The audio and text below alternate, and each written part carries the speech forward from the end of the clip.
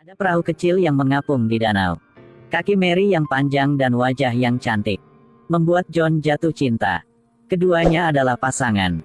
Memiliki upacara pernikahan belum lama ini. Sebelum menikah, keduanya belum pernah bertemu. Ayah Maria dan pendeta yang mengatur pernikahan ini. Karena Mary hamil sebelumnya. Tidak ada berita tentang pacar militer. Ayah tidak lagi mengharapkan apapun dari pria ini. Jadi dia menghubungi pendeta untuk meminta bantuannya. Pendeta menghubungi seorang petani tunggal bernama John. Dia menerima wanita hamil ini sebagai istrinya. Ini benar-benar bukan hal yang mudah. Tapi dia setuju. Hanya karena dia pikir ini adalah arahan dari Tuhan. Pagi-pagi hari itu Mary sudah berangkat. Duduk di kereta. Dia memikirkan kata-kata ayahnya. Karena 1 menit tidak berpikir apa, harus menerima konsekuensinya. Jika ibumu masih hidup, dia juga akan setuju. Berpikir bola balik, kereta meniup klaksonnya. Tiba di stasiun, pendeta sudah lama menunggu di stasiun. Turun dari kereta, perjalanan masih panjang di dalam. Saat menuangkan es jeruk, kemudian tangannya gemetar. Mary mengambil inisiatif untuk memperkenalkan dirinya. Tanyakan padanya apakah ada masalah lain. John agak bingung. Hanya menjawab bahwa dia tidak. Dia bertanya kepada Mary apakah dia ingin berubah pikiran. Mary dengan tegas berkata dengan dingin, "Tidak, kamu hanya perlu mencintai anak ini." John tidak ragu-ragu. Setelah mengkonfirmasi, ritual keduanya juga selesai. Mereka berdua pulang ke rumah.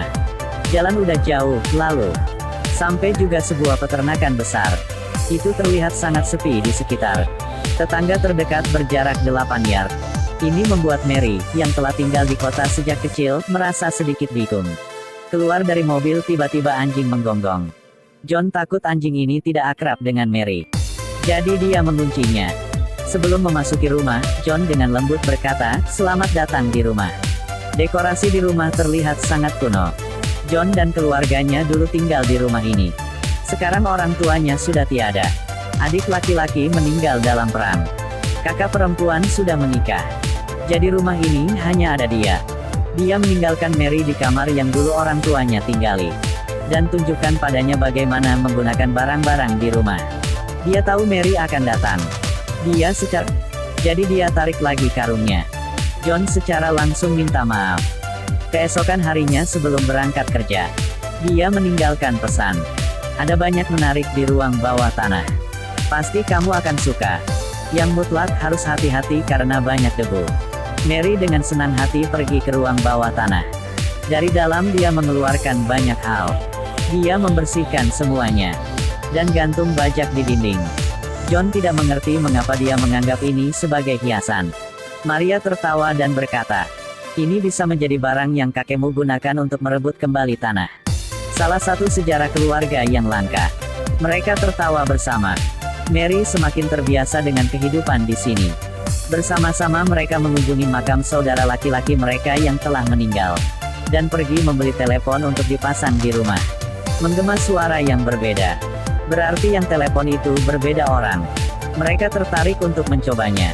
Waktu berlalu dengan cepat. Tiba-tiba turun salju. Mary takut anjingnya kedinginan. Membiarkan masuk ke rumah. Dengarkan mobil John pulang. Dia mengeluarkan makanan yang sudah disiapkan dari oven. Tapi baru pulang. Wajah John sangat tidak sedap dipandang. Dan mengusir anjing itu. Ini balasan dari pacarnya Mary. John membawa surat itu kembali. Dia sangat marah. Dan mengatakan dia harus bekerja shift malam di pertanian. Tidak perlu menunggu dia kembali. Maria ingin menjelaskan. Jadi dia mengatur alarmnya sangat awal. Dan siapkan sarapan. Dia terus terang mengatakan bahwa hari pertama dia di sini. Lihat laci John. Di dalamnya ada jam. Tapi belum pernah melihat John memakai sebelumnya. John mengatakan bahwa ayahnya meninggalkannya. Ketika aku merindukannya, aku akan memutar arloji.